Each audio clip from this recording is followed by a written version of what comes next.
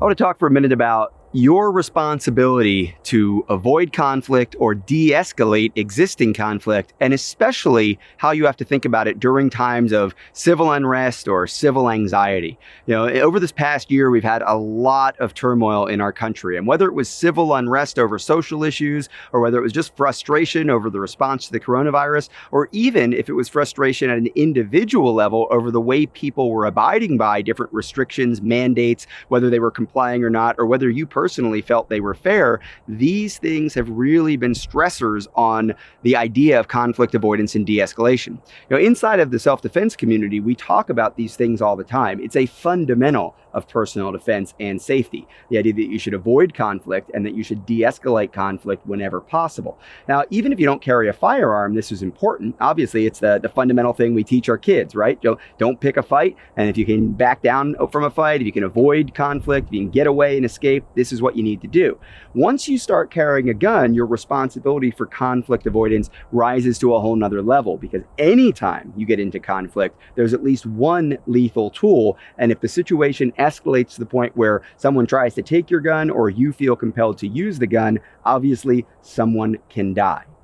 When we start thinking about things like our social concerns, our political beliefs, or maybe even whether or not someone is, washing their hands, keeping social distance, or wearing a mask, if that's mandated or not, or even if it's just requested by private property, these things shouldn't be events that cause lethal conflict. These conflicts we have, these disagreements we have, the different ways human beings approach these problems or deal with these situations shouldn't create situations where people are dying, where people are pulling guns out and threatening lethal force over a difference in political belief, a difference in the way we're responding to a crisis, or the way we're behaving during a crisis.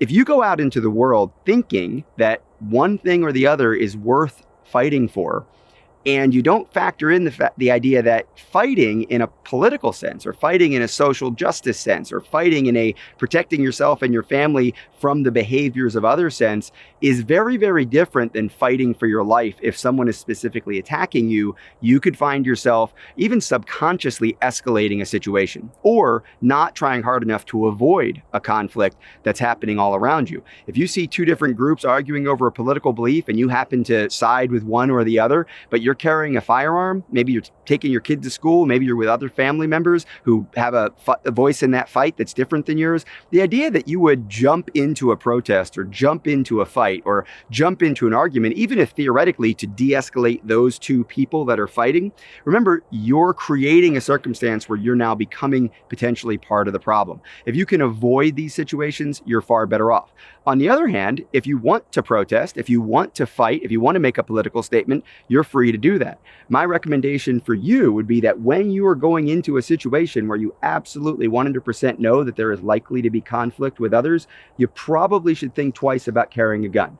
Now, if you don't feel like it's safe enough to go into a protest environment, if you're worried about rioting, if you're worried about other kinds of people coming in to take advantage of you, if you're worried about violence from people who have different political beliefs, then maybe that's not the peaceful protest you should be participating in. There are plenty of ways to have your voice heard. There are plenty of ways to keep your family safe. And there are plenty of ways to be part of the solution to the problems that you perceive in our society without creating a lethal confrontation. And that's something I really want you to think about when you go out into the world armed, or when you go out into the world to protest. You might not want to mix those two things.